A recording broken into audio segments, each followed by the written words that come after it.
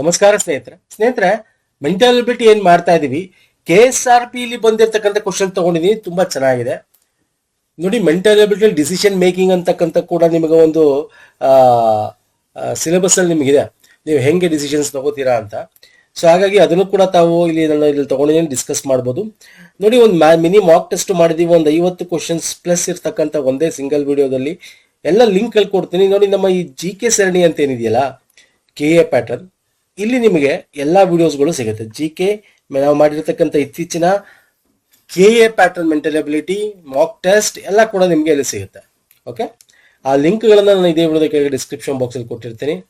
ಹಾಗೆ ನಮ್ಮ Telegram, Instagram follow ಮಾಡಿದ್ರೆ ಮಾಡ್ಕೊಳ್ಳಿ ಸ್ನೇಹಿತರೆ, ಅದರ ಲಿಂಕ್ ಕೂಡ ಡಿಸ್ಕ್ರಿಪ್ಷನ್ ಬಾಕ್ಸ್ ಅಲ್ಲಿ ಇದೆ. ಅಥವಾ ಪುನೀತ್ ಫೋರಮ್ ಅಂತ ಸರ್ಚ್ ಮಾಡಿ ಈ ರೀತಿ ಸಿಂಬಲ್ಗಳು ಸಿಗುತ್ತೆ, ತಾವು ಜಾಯ್ನ್ ಆಗ್ಬೋದು. ಸೊ ಬನ್ನಿ ಹಾಗಾದ್ರೆ ನೋಡಿ, ಇದು ಡಿಸಿಷನ್ ಮೇಕಿಂಗ್, ಇದು ನಿಮಗೆ ಸಿಲೆಬಸ್ ಇದೆ, ಕೇಳ್ತಾನೆ. ಈ ಪೊಲೀಸ್ ಕೆಲಸಗಳಲ್ಲಿ KS ಈ ತರದಲ್ಲೆಲ್ಲ ಕೇಳ್ತಾನೆ ಕ್ವಶನ್. ಕನ್ನಡ ಇಂಗ್ಲಿಷ್ ಎರಡರಲ್ಲೂ ಇದೆ ನೋಡಿ. ಈ ತರ ಕ್ವಶನ್ಸ್ಗಳು ಬರ್ತವೆ.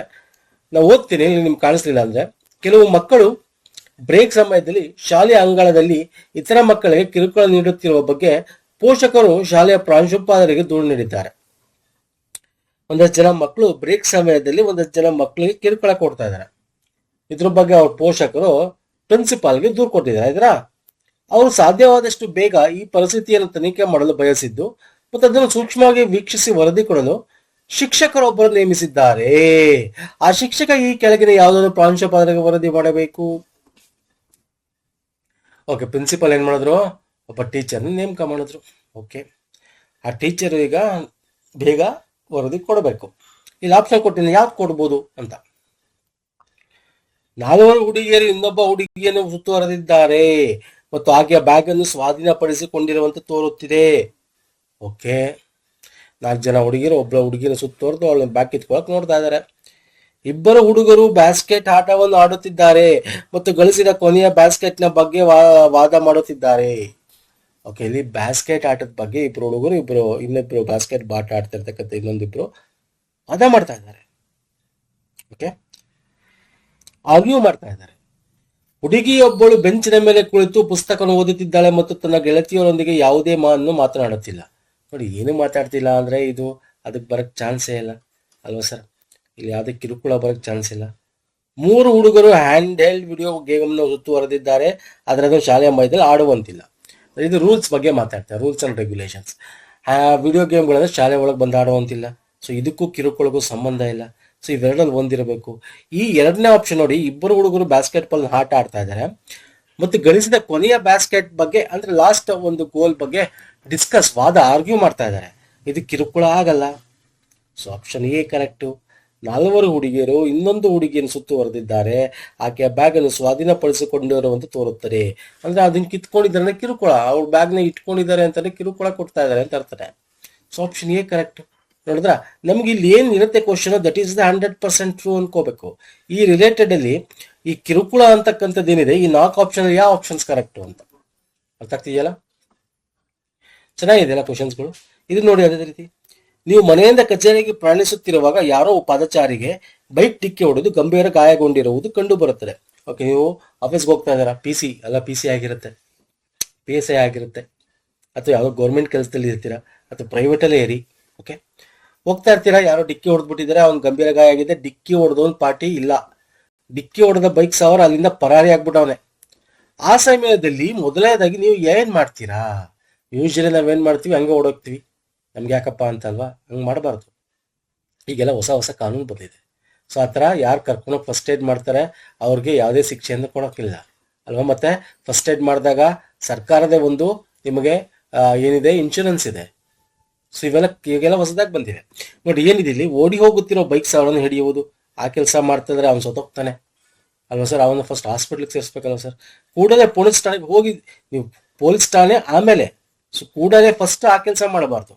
ಇಲ್ಲಿ ಕೇಳಿದ್ರೆ ಆ ಸಮಯದಲ್ಲಿ ಮೊದಲನೇದಾಗಿ ಅಂತ ಕೇಳಿದ್ರೆ ಇವೆಲ್ಲ ಆಮೇಲೆ ಮಾಡೋ ಕೆಲಸ. ಗಾಯಗೊಂಡ ವ್ಯಕ್ತಿನ ಕೂಡಲೇ ವೈದ್ಯಕೀಯ ಚಿಕಿತ್ಸೆ ಕೊಡಿಸುವುದು. Option C is the right answer. ಸಂಬಂಧವಿದ್ದರ ವಿಚಾರ ತಲೆ ಹಾಕದೆ ಕಚೇರಿಗೆ ಹೋಗುವುದು, ದಿಸ್ ಇಸ್ ರಾಂಗ್. ಅರ್ಥ ಆಗ್ತಿದೆಯಲ್ಲ ನೋಡಿ, ಸಿಂಪಲ್ ಆಗಿರ್ತವೆ. ಈ ತರ ಇನ್ನೂ ಇದೆ, ನಾನು ಮುಂದೆ ತಗೋತೀನಿ. ನೆಕ್ಸ್ಟ್ ಬರ್ತೇನೆ. 2 ಅಂಕಿಯ ಸಂಖ್ಯೆ 1ರ ಅಂಕೆಗಳನ್ನು ಗುಣಲಬ್ಧ 18 ಆಗಿದೆ. ಒಂದು ಅಂಕಿ ಇದೆ, ಇನ್ನೊಂದು ಅಂಕಿ ಇದೆ, ಅದೆರಡನ್ನು ಮಲ್ಟಿಪ್ಲೈ ಮಾಡಿದ್ರೆ 18 ಆಗುತ್ತೆ. ಆ ಸಂಖ್ಯೆಗೆ 27 ಸೇರಿಸಿದ್ರೆ ಅಂದ್ರೆ ಎಕ್ಸ್ ವೈಗೆ 27 ನೀವು ಸೇರಿಸಿದ್ರೆ ಆಗ ಅದು ವೈ ಎಕ್ಸ್ ಆಗುತ್ತೆ. ತಮ್ಮ ಸ್ಥಾನ ಬದಲಾಯಿಸುತ್ತದೆ ಅಂದ್ರೆ ಉಲ್ಟಾ ಆಗುತ್ತೆ ಅಂತ. ಓಕೆ, ಕೊಟ್ಟಿದ್ದಾನೆ ಆ ಸಂಖ್ಯೆ ಯಾವುದು ನೋಡಿ. ಇದು ಎರಡು ರೀತಿ ಮೆಥಡ್ ಅನ್ನು ಮಾಡ್ಬೋದು. ನಿಮಗೆ ಇಲ್ಲಿ ಆಪ್ಷನ್ 4 ಕೊಟ್ಟವನು, ಯಾಕೆ ತಲೆ ಕೆಡಿಸ್ಕೋಬೇಕು? ಆಪ್ಷನ್ ಮೆಥಡ್ ಮಾಡಿ, that is the best method. ಏನ್ ಸರ್? ಆಪ್ಷನ್ ಮೆಥಡ್ ಅಂತ ಕರಿತೀವಿ. That is the best method usually. ಅಂದ್ರೆ ಏನು? ಈಗ ಇಲ್ಲಿ 27 ಇದೆ, 27 ನಾನು 27 ಸೇರಿಸ್ತೀನಿ. ಈಗ ಮಲ್ಟಿಪ್ಲಿಕೇಶನ್ ಮಾಡಿ. ಫಸ್ಟ್ ಮಲ್ಟಿಪ್ಲಿಕೇಶನ್ ಮಾಡಿದ್ರೆ 18 ಬರಬೇಕು. ಎರಡಲಿ ಎಷ್ಟು ಮಲ್ಟಿಪ್ಲೈ ಮಾಡಿದ್ರೆ 14 ಆಗುತ್ತೆ. So this is wrong answer ಅಲ್ವಾ ಸರ್? ಅಲ್ವಾ? ಇನ್ನು ನೋಡಿ, ಇಲ್ಲಿ 6 3 18, 9 2 18, 9 2 18. ಇದು ಈ ಮೂರಲ್ಲಿ ಯಾವ್ದಾರ ಒಂದಿರಬೇಕು. ಮಲ್ಟಿಪ್ಲಿಕೇಶನ್ ಮಾಡಿದ್ರೆ 18 ಬರ್ತಾ ಇದೆ 3 ಆಪ್ಷನ್ ಅಲ್ಲೂ. ಈಗ ಇನ್ನೊಂದೇನಿದೆ, 27 ಸೇರಿಸಿದಾಗ ಅದು ಉಲ್ಟಾ ಆಗ್ಬೇಕು. ಅಂದ್ರೆ ಈಗ ನನ್ನ ಬಿ ಆಪ್ಷನ್ ತಗೋತೀನಿ, ಎ ಆಪ್ಷನ್ ಆಗಲ್ಲ ಅಂತ ಆಗೋಯ್ತು. ಓಕೆ, ಬಿ ಆಪ್ಷನ್ ತಗೋತೀನಿ 36. ಇದಕ್ಕೆ 27 ನಾನು ಸೇರಿಸಿದ್ರೆ ಎಗೇನ್ ಇದು ಉಲ್ಟಾ ಆಗ್ಬೇಕು, ಅಂದ್ರೆ 63 ಆಗ್ಬೇಕು ಅಲ್ಲ ಸರ್?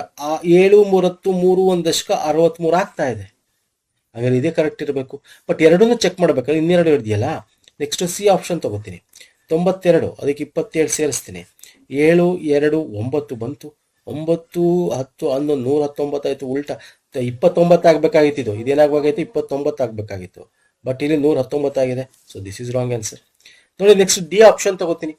ಡಿ ಏನಿದೆ? 29 ಇದೆ, ಇದಕ್ಕೆ 27 ಸೇರಿಸ್ತೀನಿ. ಸೇರಿಸಿದ್ರೆ ಏನಾಗುತ್ತೆ? 9 7 16 ಆಯ್ತು. 1 56 ಆಯ್ತು. ಸೊ ಇದು ತಪ್ಪಾಯ್ತು. ಇದು 92 ಆಗ್ಬೇಕಾಗಿತ್ತು. ಸೊ ಆಗ್ತಾ ಇಲ್ಲ. So this is wrong answer.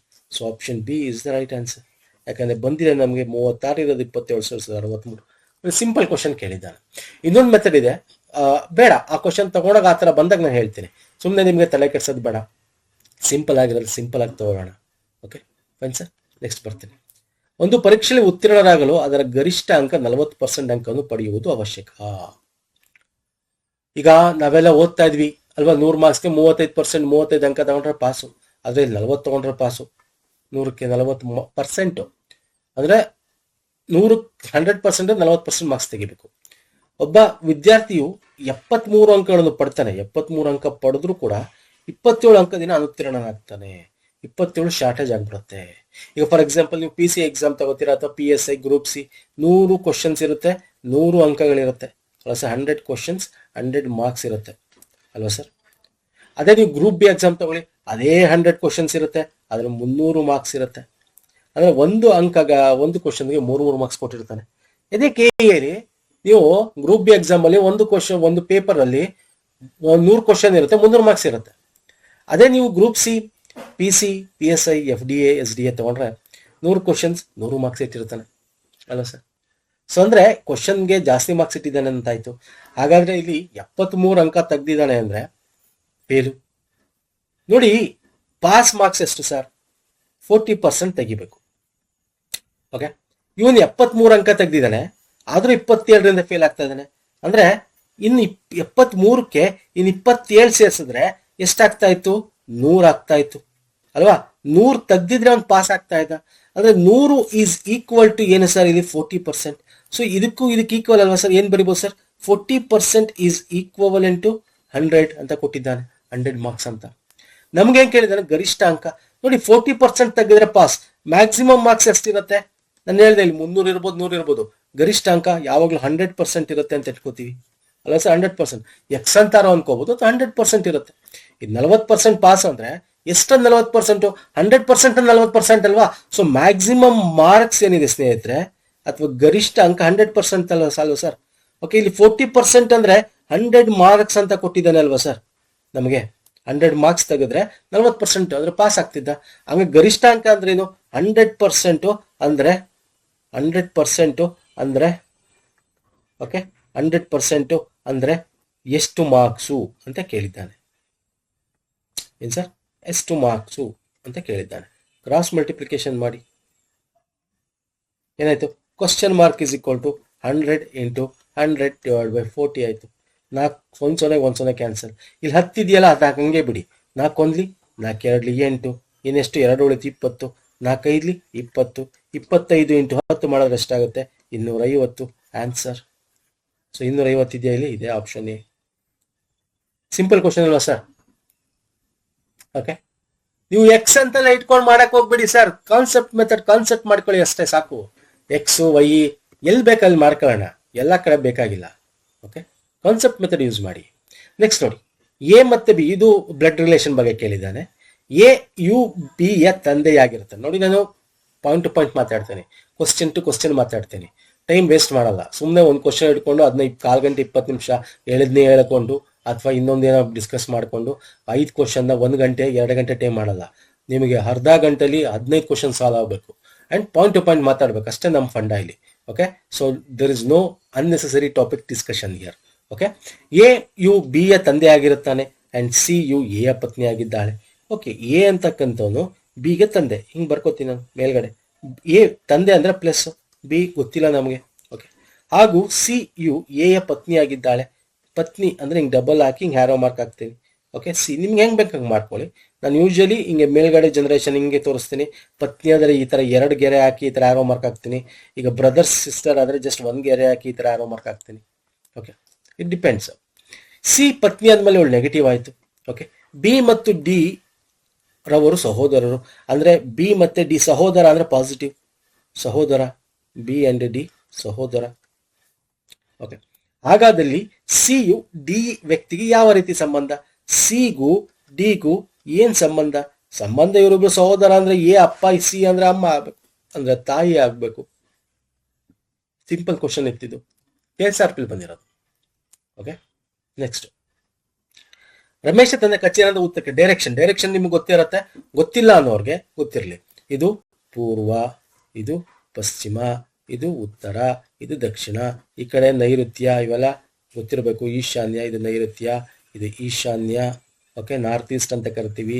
ಇದು ವಾಯುವ್ಯ, ಇದು ಆಗ್ನೇಯ. ಓಕೆ, ಇವೆಲ್ಲ ಡೈರೆಕ್ಷನ್ಸ್ ನಿಮಗೆ ಗೊತ್ತಿರಬೇಕು. Fine sir. ಓಕೆ, 8 ಡೈರೆಕ್ಷನ್ಗಳು ಗೊತ್ತಿರಬೇಕು. ಓಕೆ, ಈಗೇನು ಮಾಡೋಣ? ರಮೇಶ ತನ್ನ ಕಚೇರಿಯಿಂದ ಉತ್ತರಕ್ಕೆ 10 ಕಿಲೋಮೀಟರ್ ಕ್ರಮಿಸ್ತಾನೆ. ಈಗೆಲ್ಲ ಒಂದು ಕಚೇರಿ ಇಲ್ಲಿದೆ ಸರ್. ಓಕೆ, ಇಲ್ಲಿಂದ ಅದು ಉತ್ತರ ಅಂದರೆ ಮೇಲ್ಗಡೆ ಅಲ್ವಾ, ಹಿಂಗೆ ಹೋಗ್ತಾನೆ. ಎಲ್ಲಿ ಸರ್? 10 ಕಿಲೋಮೀಟರ್ ಹೋಗ್ತಾನೆ, ಕ್ರಮಿಸಿದ್ರು. ಅಲ್ಲಿಂದ ಎಡಕ್ಕೆ ತಿರುಗ್ತಾನೆ. ನೋಡಿ, ಈ ಡೈರೆಕ್ಷನ್ ಎಡ ಅಂದರೆ ಈ ಕಡೆ ಬರುತ್ತೆ. ಅಲ್ಲಿಂದ ಎಡಕ್ಕೆ ತಿರುಗಿ 15 ಕಿಲೋಮೀಟರ್ ಹೋಗ್ತಾನೆ.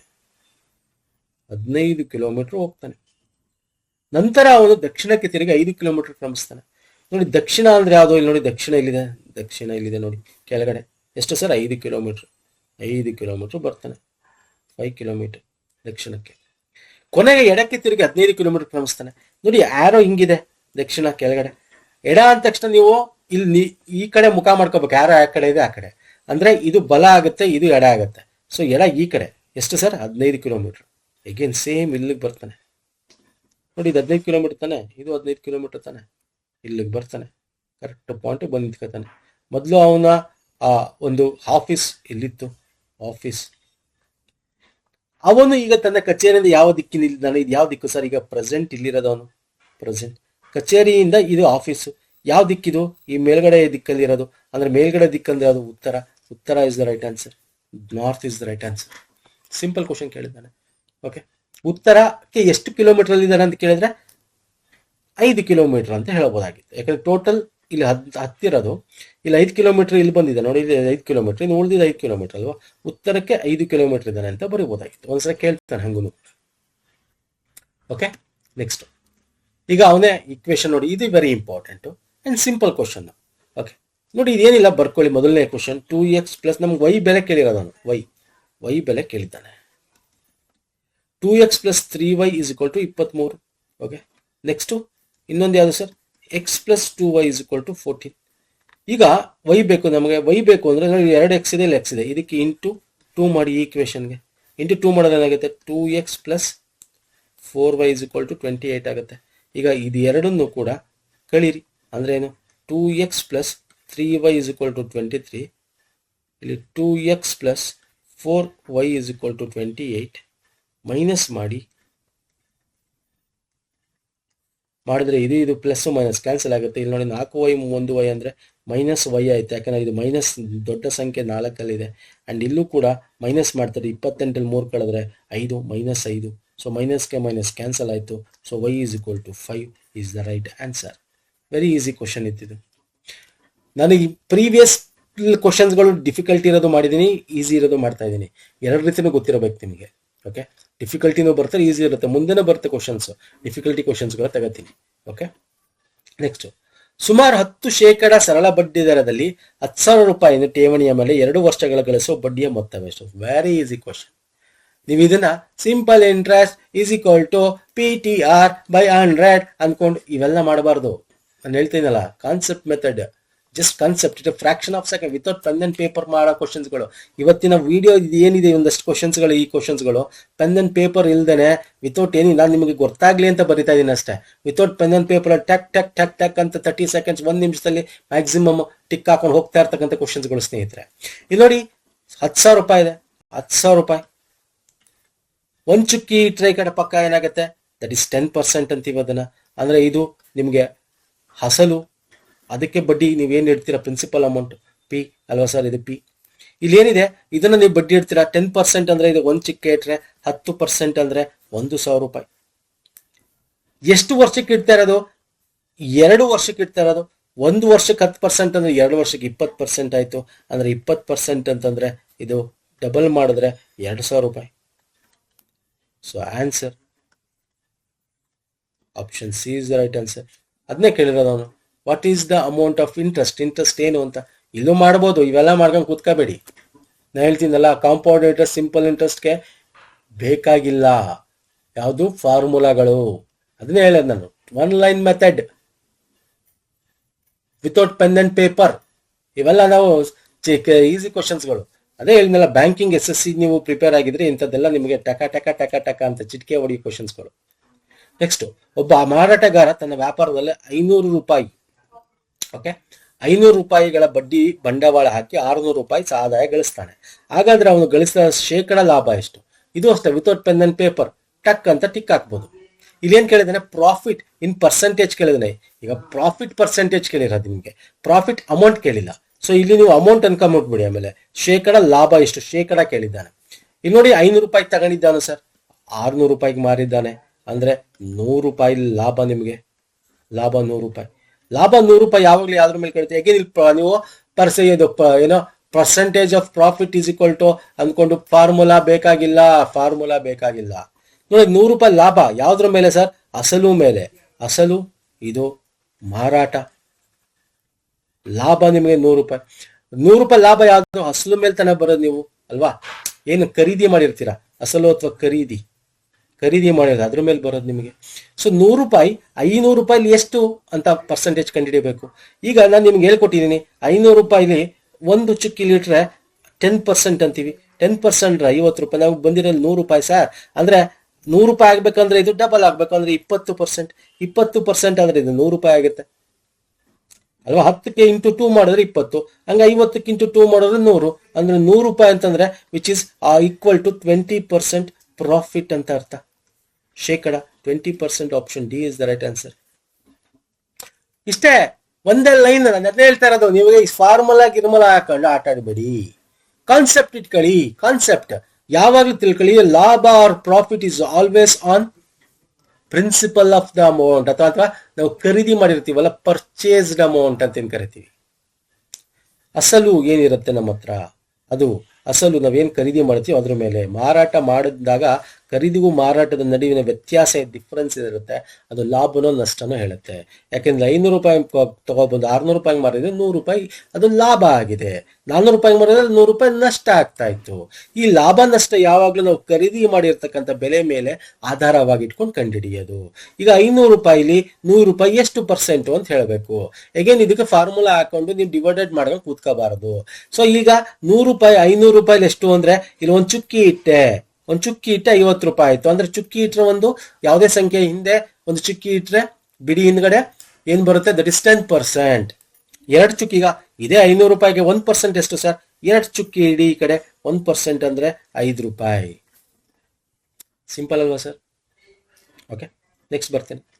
ಒಂದು ಭಾಷೆಯಲ್ಲಿ ಚೆನ್ನೈ ಅಂತಕ್ಕಂಥದ್ದನ್ನ DFOBG ಎಂದು ಕೋಡ್ ಮಾಡಿದ್ದಲ್ಲಿ ಮೈಸೂರು ಎಂಬುದನ್ನು ಏನಂತ ಕೋಡ್ ಮಾಡಬಹುದು? ಇವೆಲ್ಲ ಸಿಂಪಲ್ ಇರ್ತವೆ. ಇನ್ನು ಡಿಫಿಕಲ್ಟಿದು ನಾವು ಮಾಡಿದೀವಿ, ಪ್ರೀವಿಯಸ್ ವಿಡಿಯೋ ನೋಡಿಲ್ಲ, ಕ್ವಶನ್ಸ್ ನೋಡಿಲ್ಲ, ನೋಡಿ. ಓಕೆ, ಲಿಂಕ್ ಎಲ್ಲ ಇರುತ್ತೆ. ಸಿಂಪಲ್ ಇದೆ. ಇಲ್ಲಿ ನೋಡ್ತಾ ಇದ್ದಂಗೆ ಹೇಳ್ಬಿಡ್ಬೋದು ನೀವು. ಇಲ್ಲೇನಿದೆ, CHENNAI ಇದೆ. ಇಲ್ಲೇನಿದೆ, DFOBG I F O O B G. ಇಲ್ಲಿ ನೋಡಿ, ಎ ಆದ್ಮೇಲೆ ಬಿ ಅಂದ್ರೆ +1, ಸಿ ಆದ್ಮೇಲೆ ಡಿ ಅಂದ್ರೆ +1, ಎಚ್ ಆದ್ಮೇಲೆ ಐ ಅಂದ್ರೆ +1, ಇ ಆದ್ಮೇಲೆ ಎಫ್ ಅಂದ್ರೆ ನೋಡಿ ಎಲ್ಲ, ಎನ್ ಆದ್ಮೇಲೆ ಓ ಅಂದ್ರೆ +1, ಎಲ್ಲ +1 ಆಗಿದೆ. ಸೊ ಮೈಸೂರಿಗೆ ಪ್ಲಸ್ ಏನಿದೆ ಸರ್, ಎಮ್ ಆದ್ಮೇಲೆ ಇಲ್ಲೇ ಬರ್ಬೋದು ನೋಡಿ, ಎಮ್ ಆದ್ಮೇಲೆ ಏನು ಸರ್ ಎನ್, ವೈ ಆದ್ಮೇಲೆ ಏನು ಸರ್ ಝೆಡ್, ಎಸ್ ಆದ್ಮೇಲೆ ಏನು ಸರ್ ಟಿ. ಸಾಕು, ಒಂದು ಮೂರನೇ ನೋಡಿ, ಎನ್ ಝೆಡ್ ಟಿ ಎಲ್ಲಿದೆ ಸರ್, ಎಲ್ಲಿದೆ, ಇಲ್ಲಿದೆ. ಕಣ್ಣು ಮುಚ್ಕೊಂಡು tick hockey, option D is the right answer. ಒಂದೊಂದು ಆ್ಯಡ್ ಮಾಡಿ ಬಂದಿರತಕ್ಕಂಥದ್ದು ಈಸಿ ಇದೆ ಅಲ್ವಾ? ಎಸ್. ನೆಕ್ಸ್ಟ್ ನೋಡಿ, ಅದೇ ಥರ ಇದೊಂದು ನಿಮ್ಗೆ ಡಿಸಿಷನ್ ಮೇಕಿಂಗ್ ಕ್ವಶನ್ ಚೆನ್ನಾಗಿದೆ, ಓದಿ. ನೀವು ಒಂದು ಸಂಸ್ಥೆಯಲ್ಲಿ ಮೇಲ್ವಿಚಾರಣಾ ಅಧಿಕಾರಿ ಆಗಿದ್ದೀರಾ. ಓಕೆ, ನೀವು ಒಬ್ಬರು ಸೂಪರ್ವೈಸರ್, ಒಂದು ನಿಮ್ಮ ಕೈ 25 ಜನ ತಂಡ ಇದ್ದಾರೆ, ಕೆಲಸ ಮಾಡ್ತಾ ಇದ್ದಾರೆ. ನಿಮ್ಮ ತಂಡದಲ್ಲಿ ಒಬ್ಬನಾದ ರಾಜೇಶ್ ಅನ್ನೋನು ಒಬ್ಬ ವ್ಯಕ್ತಿಯಿಂದ 50,000 ರೂಪಾಯಿ ಲಂಚ ಪಡ್ಕೊಂಡ್ಬಿಡ್ತಾನೆ. ಓಕೆ, PC PSI ಮತ್ತೆ FD ಎಲ್ಲ ಲಂಚ ತಗೊಂಡು ಕೆಲಸ ಮಾಡಕ್ಕೆ ಹೋಗ್ತೀರಾ? ಓಕೆ, ಮಾಡಕ್ಕೆ ಹೋಗ್ಬಿಡಿ ಸ್ನೇಹಿತರೆ. ಓಕೆ, ಸೊ ನೀವೆಷ್ಟು ಪ್ರಾಮಾಣಿಕತೆ ಇರ್ತೀರಾ ಅಷ್ಟು ಜನಕ್ಕೆ ನ್ಯಾಯ ಒದಗಿಸ್ತೀರಾ ಅಲ್ವಾ? ನಿಮ್ಮ ಗಮನಕ್ಕೆ ಬಂದಿದೆ, ಈಗ ನಿಮ್ಮ ಕೈಗಳಿರೋನು ರಾಜೇಶ 50,000 ರೂಪಾಯಿ ಲಂಚ ತಗೊಂಡ್ಬಿಟ್ಟ, ನಿಮ್ಮ ಗಮನಕ್ಕೆ ಬಂತು. ಇದಲ್ಲದೆ ರಾಜೇಶ್ನ ತಂದೆ ತೀವ್ರ ಅನಾರೋಗ್ಯದಿಂದ ಬಳಲ್ತಿದ್ದು ಆತನ ಚಿಕಿತ್ಸೆಗೆ ಹಣದ ಅವಕಾಶ ಇದೆ ಎಂದು ಸಹ ನೀವು ಅರಿವಿಕೆ ಬಂದಿದೆ. ಓಕೆ, ನಿಮ್ಗೆ 50,000 ತಗೊಂಡ, ಯಾಕೆ ತಗೊಂಡ ಅಂತ ನೋಡಿದಾಗ ಅವ್ರ ತಂದೆಗೇನೋ ಚಿಕಿತ್ಸೆಗೆ ಬೇಕಾಗಿತ್ತು, ಸೊ ಹಾಗಾಗಿ ಅವ್ರು ತಗೊಂಡಿರ್ಬೋದು ಅಂತ ನಿಮ್ಗೆ ಗೊತ್ತಾಗಿದೆ. ಸೊ ಅದಕ್ಕೆ ತಗೊಂಡಿರ್ತಾನೆ ಅಂತ ನಿಮ್ಗೆ ಅನ್ಸಿರ್ಬೋದು. ಓಕೆ, ಒಟ್ಟಲ್ಲಿ ಎರಡು ಒಟ್ಟಿಗೆ ಆಗಿದೆ. ಈ ವಿಚಾರದಲ್ಲಿ ನಿಮ್ಮ ಮುಂದೆ ನೀವೇನ್ ತಗೋತೀರಾ ಡಿಸಿಷನ್? ಬಿಟ್ಬಿಡ್ತೀರಾ? ನೋ, ತಪ್ಪು ಯಾವಾಗ್ಲೂ ತಪ್ಪು. ಅದು ಒಳ್ಳೆ ಕೆಲ್ಸಕ್ಕಾರು ಮಾಡಲಿ, ತಪ್ಪು ಕೆಲ್ಸಕ್ಕಾರು ಮಾಡಲಿ. ಓಕೆ, ಅದ್ರ ಬದಲು ಸಾಲ ತಗೋಬೋದಾಗಿತ್ತಲ್ಲ, ನಿಧಾನ ಸಾಲ ತೀರಿಸಬಹುದಾಗಿತ್ತಲ್ವಾ ಅಲ್ವಾ ಸರ್? ಓಕೆ, ನೆಕ್ಸ್ಟ್ ಬನ್ನಿ ನೋಡೋಣ ಏನಿದೆ ಆಪ್ಷನ್. ನೀವು ವಿಚಾರದ ಬಗ್ಗೆ ಯಾವುದೇ ಕ್ರಮ ಕೈಗೊಳ್ಳು ಸುಮ್ಮನಿರ್ತೀರಾ? That is wrong. ನೀವು ಆಸ್ ಎ ಅಡ್ಮಿನಿಸ್ಟ್ರೇಟಿವ್ ಸೂಪರ್ವೈಸರ್ ಆಗಿ ಹಂಗೆ ಮಾಡಬಾರ್ದು. ಏನೋ ಡಿಸಿಷನ್ ತಗೋಬೇಕು, ಕರೆದು ಬುದ್ಧಿ ಹೇಳಬೇಕು. ಅಥವಾ ನೀನು ಹಿಂಗೆ ಮಾಡಿದ್ಯಾ, ನಿನಗೆ ಈ ಶಿಕ್ಷೆ ಅಂತ ಕೊಟ್ರೆ ಮುಂದೊಂದ್ಸಲ ಸಣ್ಣ ಶಿಕ್ಷೆ ಆದ್ರೂ ಕೊಡಬೇಕು, ಅಥವಾ ನಿಮ್ಮ ಮೇಲ ಅಧಿಕಾರಿಗಳು ತಿಳಿಸ್ಬೇಕು. ಈ ಕೆಲಸಗಳು ಮಾಡಬೇಕು. ಓಕೆ, ಸೊ ನೆಕ್ಸ್ಟ್ ಇದೆ ನೋಡಿ, ನೀವು ಕೂಡಲೇ ರಾಜೇಶ್ನ ವಿರುದ್ಧ ವಿಚಾರಣೆಗೆ ಆದೇಶ ಮಾಡ್ತೀರಾ? ಹೌದು, ವಿಚಾರಣೆ ಮಾಡೋಕ್ಕೆ ಆದೇಶ ಮಾಡೋದು this is the first internal. ಯಾವಾಗಲೂ ನೋಡಿ, ಫಸ್ಟು ನಿಮ್ಮ ಒಂದು ಡಿಪಾರ್ಟ್ಮೆಂಟಲ್ ಆದರೆ ನಿಮ್ಮ ಡಿಪಾರ್ಟ್ಮೆಂಟಲ್ ಎನ್ಕ್ವೈರಿ ಮಾಡಬೇಕು. ಫಸ್ಟ್ ಇಂಟರ್ನಲ್ ಎನ್ಕ್ವೈರಿ ಮಾಡಬೇಕು. ಇಂಟರ್ನಲ್ ಎನ್ಕ್ವೈರಿ ಅಂತ ಕರಿತೀವಿ. ಹೊರಗಡೆನವ್ರನ್ನ ಕರ್ಸೋದಲ್ಲ, ಓಕೆ, ಇನ್ನೊಬ್ರಿಗೆ ಹೇಳೋದಲ್ಲ. This is correct actually, but ಎಲ್ಲ ಆಪ್ಷನ್ ನೋಡೋಣ. ರಾಜೇಶನ್ 25,000 ರೂಪಾಯಿ ನಿಮಗೆ ಪಾವತಿ ಮಾಡೋದು ಬೇಡ. ಓಹೋ, ಅವ್ನು ಲಂಚ ಹೊಡೆದು ನಾನು ಲಂಚ ಕಿತ್ಕೊಳ್ಳೋಣ ಅಂತ ಅಂದ್ರೆ ದಟ್ ಈಸ್ ರಾಂಗ್ ಅಲ್ವಾ? ನೀವು ಲಂಚ ಹೊಡೆದಂಗೆ ಆಗುತ್ತೆ. ಈ ವಿಷಯವನ್ನು ಪ್ರಕಟಣೆಗಾಗಿ ಮಾಧ್ಯಮಗಳಿಗೆ ಹಂಚ್ತೀರಾ? ಯಾವಾಗಲೂ ಆ ಕೆಲಸ ಮಾಡಬಾರ್ದು. ಹೇಳಿದ್ನಲ್ಲ, ಈ department internal enquiry is very very important. So ಹಾಗಾಗಿ option B is the right answer. Okay sir, ನೋಡಿ ಒಂದಷ್ಟು ಡಿಸ್ಕಸ್ ಮಾಡಿದ್ದೀನಿ, ಇಷ್ಟ ಆಗಿದೆ ಅನ್ಕೋತೀನಿ. ಇದು ನಿಮಗೆ KSRP PSI PC ಲೆವೆಲಲ್ಲಿ, PSL ಅಲ್ಲ PC ಲೆವೆಲಲ್ಲಿ ಬರ್ತಕ್ಕಂಥ ಪ್ರಶ್ನೆಗಳು. ನಾನು ಲಿಂಕ್ಗಳನ್ನು ಕೊಟ್ಟಿರ್ತೀನಿ, ಪ್ರೀವಿಯಸ್ ಮಾಡಿರ್ತಕ್ಕಂಥದ್ದು GK ನಮ್ಮ ಇದರಲ್ಲಿ ಇರುತ್ತೆ, ಮತ್ತೆ ಮ್ಯಾರಥಾನ್ ವಿಡಿಯೋಗಳು ಎಲ್ಲ ಲಿಂಕ್ಗಳಿರುತ್ತೆ. ನಮ್ಮ ಟೆಲಿಗ್ರಾಮ್ ಮತ್ತು ಇನ್ಸ್ಟಾಗ್ರಾಮ್ ಫಾಲೋ ಮಾಡಿಲ್ಲ ಮಾಡ್ಕೊಳ್ಳಿ, ಪುನೀತ್ ಫೋರಮ್ ಅಂತೇಳಿ. ನೆಕ್ಸ್ಟ್ ವಿಡಿಯೋದಲ್ಲಿ ಪುನಃ ಸಿಗ್ತೀನಿ. ನಮಸ್ಕಾರ, ಧನ್ಯವಾದಗಳು. ಥ್ಯಾಂಕ್ ಯು ಸೋ ಮಚ್ ಸ್ನೇಹಿತರೆ.